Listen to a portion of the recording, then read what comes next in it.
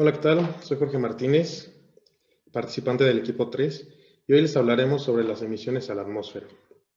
Y bien, para empezar, para hablar de este tema, tenemos que definir lo que es la contaminación.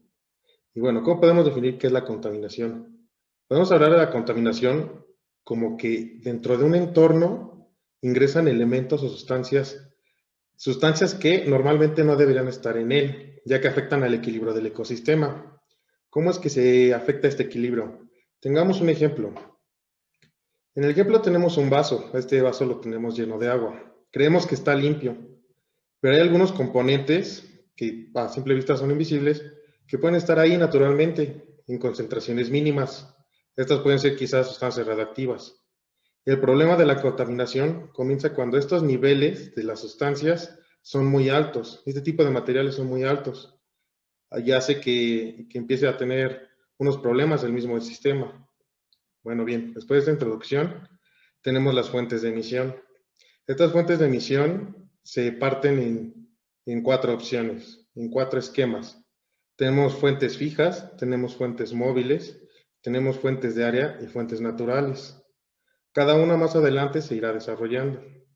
Y bien, dentro de las fuentes fijas que se involucra la industria, tenemos las puntuales.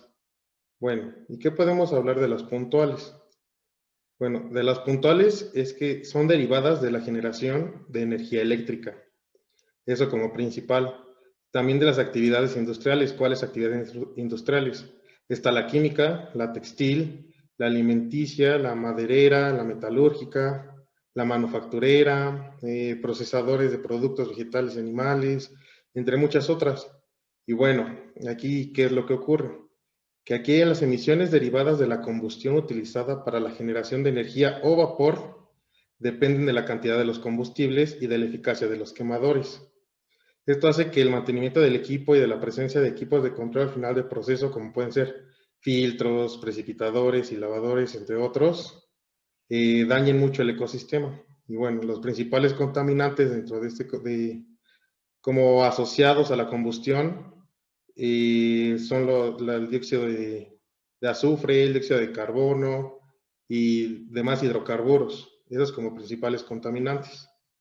Las siguientes serán desarrolladas por mi compañera Natalia. Mi nombre es Natalia Guzmán y les voy a platicar sobre las fuentes de área y las fuentes naturales. Las fuentes de área representan aquellas fuentes pequeñas, numerosas y dispersas. No pueden ser incluidas de manera eficiente en un inventario de fuentes fijas, sin embargo, representan un porcentaje significativo de las emisiones de contaminantes. En estos se encuentran los comercios, servicios, casas, terminales de autobuses, etc. Alguna diferencia de las fuentes fijas y las fuentes de área muy notable es que no se pueden tomar las fuentes de área como fijas, es decir, no se puede tomar como casa por casa o local por local o negocio por negocio. Entonces se agrupan, por ejemplo, todos los talleres automotrices generan tanto por ciento. Obviamente sí se tendría como un poquito mayor de precisión si se hiciera uno por uno, pero no es, implicaría más recursos para la compilación y el mantenimiento del inventario de las fuentes. Las fuentes naturales. Las fuentes naturales o biogénicas corresponden a los eventos de contaminación producidos por fenómenos propios de la naturaleza. Entre estos se encuentran las erosiones, los incendios forestales, erupciones volcánicas, descomposición de la vegetación y tormentas de polvo. Los incendios ocasionados de forma natural liberan una gran cantidad de gases como el monóxido y el dióxido de carbono, además de polvo, cenizas que contaminan obviamente el aire. Existen emisiones biogénicas que se trata de los contaminantes de la vegetación, son pastos, cultivos, arbustos, bosques. La mayor parte son hidrocarburos, específicamente compuestos por orgánicos volátiles, que es el COP. Las emisiones del suelo.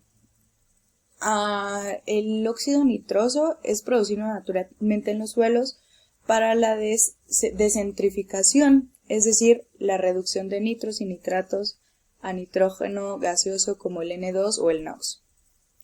Por otra parte, los fertilizantes nitrogenados comerciales constituyen una fuente adicional de nitrógeno, lo cual incrementa las emisiones de oxígeno nitroso del suelo, al igual que el NO2, la tasa de emisiones del NOx. Y por último se encuentra la erosión eólica, que es otro fenómeno natural que genera emisiones. Sin embargo, que dichas emisiones típicamente están asociadas con los suelos, estas son tratadas como fuente de área y no naturales. Bueno, hablamos de fuentes móviles. Cuando hablamos de fuentes móviles, hablamos de contaminantes de fuentes móviles, es decir, o por ejemplo, automóviles, aviones, ferrocarriles, motocicletas, autobuses, ya que estos al generar una combustión desprenden o emanan gases contaminantes. Estos gases contaminantes es el monóxido de carbono, el dióxido de carbono, óxidos de nitrógeno y hidrocarburos no quemados. Cuando hablamos de estos gases contaminantes, tienen que ser regulados por una organización. Esa organización es la Semarnat, que en la norma 041 lo que busca básicamente es que no haya un impacto en daño ambiental y que estos gases que son emisores por la combustión no generen un riesgo a la salud. Y bueno, ya que estamos hablando de gases contaminantes, nos pasamos a lo que es la definición de un gas contaminante, que no es más que la mezcla de elementos que en altas cantidades, en conjunto con la atmósfera, generan o producen un riesgo hacia el medio ambiente y hacia un ser vivo. Y bueno, estos son clasificados de dos maneras, en gases primarios y gases secundarios. Los gases primarios son fuentes contaminantes al aire. Estas fuentes contaminantes al aire es el óxido de azufre, que el óxido de azufre es una combustión del azufre presente en el carbono y en el petróleo. El monóxido de carbono, que el monóxido de carbono ocupa el 70% en cuanto a la contaminación en la atmósfera, ya que es emitido por combustión de automóviles, camiones, etc. El óxido de nitrógeno. El óxido de nitrógeno se produce en los incendios forestales, al quemar madera, en explosivos o incluso en fumar un simple cigarrillo. Otro gas primario serían las partículas. Cuando hablamos de partículas, hablamos de un término PM, que es materia particulada, que básicamente la materia particulada es la calidad del aire. Esta calidad del aire o estas partículas son de dos tipos, que es la de diámetro aerodinámico, que tiene un PM de 10, es decir, que el PM de 10 o la materia particulada de 10 es dañina para la salud, y la respirable, que tiene un PM de 2.5, es decir, que pues, es la que normalmente respiramos pues, todos los días, ¿no? Y bueno, nos pasamos a lo que son gases secundarios. Los gases secundarios son básicamente la mezcla de un gas primario en conjunto con este gas secundario. Este gas secundario puede ser, por ejemplo, el ozono, que en mezcla o en conjunto con un gas primario generan toxicidad o riesgos a la salud. Otra sería la lluvia ácida. La lluvia ácida, pues por ejemplo, es la lluvia normal, neblinas o nevadas que son presentes de forma líquida o en su defecto, si es neblina o es nevada en contacto con el suelo, presentan esta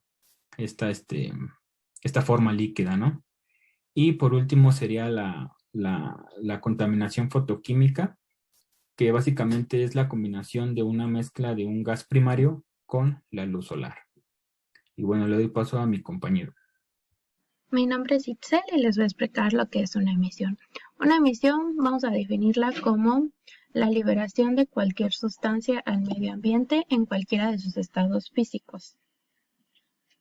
Vamos a tener diferentes tipos de emisiones. Vamos a tener las primarias, que son aquellas que van a provenir de los automóviles. En estas principalmente vamos a tener la emisión de SO2, monóxido de carbono y sustancias NOx. Vamos a tener las fuentes fijas que van a provenir de la industria. En estas vamos a tener, al igual que en las otras, CO2, NOx y dióxido de azufre.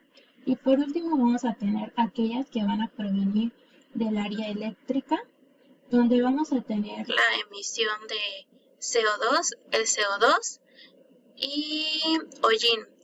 Estas emisiones son importantes para el medio ambiente, ya que van a causar un gran impacto y diferentes tipos de efectos que a continuación los vamos a ver, pero también van a causar daños a la salud del ser humano. Tenemos lo que es el efecto invernadero. Este se explica fácilmente con lo que es un invernadero. Básicamente lo que pasa en un invernadero es que a través de sus paredes impactan los rayos del sol, haciendo que adentro haya una especie de medio, que se forme humedad y calor, que son básicos para la vida. Es básicamente lo que pasa en el medio, en nuestro planeta Tierra. Entran los rayos del sol y hace que se caliente nuestro sistema para dar vida, por así decirlo. Pero al haber una mayor concentración de CO2, provoca que estos rayos se concentren más o que se queden aún más, lo que va a provocar en nuestro medio ambiente una subida de la temperatura. ¿Esto qué causa? Bueno, al subir la temperatura, en los últimos 100 años aproximadamente, tuvimos una temperatura de un promedio de subida de temperatura de 0.74 grados centígrados al año, y en países como España una subida de 1.5 grados centígrados. Esta subida de temperatura en el medio lo que provoca es una desertización, falta de agua, deshielo de los polos, que es bastante importante ya que va a afectar los ecosistemas, y ya hemos visto lo que puede causar la extinción de una sola especie. Esto sería todo por mi parte. ¿Qué tal? Bueno, pues yo les voy a hablar sobre la inversión térmica. ¿Qué es la inversión térmica? Bueno, la inversión térmica está definido como el monitoreo, bueno, a través de la Dirección de Monitoreo Atmosférico de la Ciudad de México, queda definido que la inversión térmica son áreas en la troposfera en donde el patrón normal de distribución de la temperatura con el aumento de la altitud se invierte. ¿Qué quiere decir? En las zonas, por ejemplo, aquí lo vemos en la imagen, sin inversión térmica, el aire caliente llega a los niveles más altos, mientras que los niveles más, el aire caliente llega a los niveles más altos, mientras que en la parte más baja se encuentran las temperaturas más frías. Cuando tenemos este tipo de inversiones térmicas, lo que obtenemos es que tenemos aire frío más condensado y el aire caliente está más abajo, porque tenemos una presión atmosférica, porque la presión atmosférica está siendo aplicada con mayor, bueno, por los contaminantes. ¿Esto en qué afecta? Que el aire es más denso, es más probable, hay mayor probabilidad de encontrar alguna fuente contaminante. Y bueno, en las partes más altas pues permite que haya un ciclo continuo en esos en la liberación de esos contaminantes. Por otra parte, tenemos que estas inversiones térmicas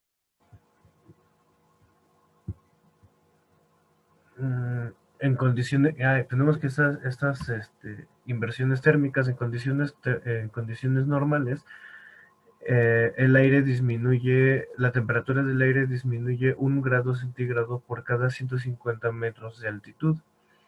Era lo que era lo que comentaba del aire frío. Eh,